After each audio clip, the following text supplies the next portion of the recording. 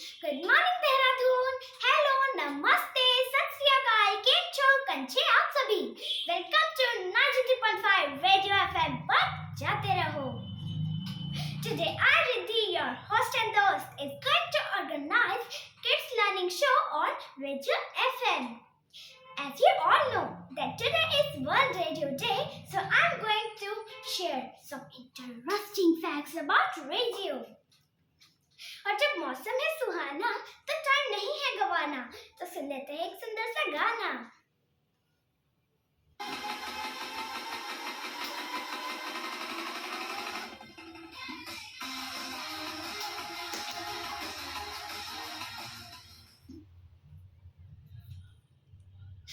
So, do you know that Guglielmo Marconi sent the first ever radio transmission in 1896? So he is considered as the father of radio. AM stands for amplitude modulation and FM stands for frequency modulation.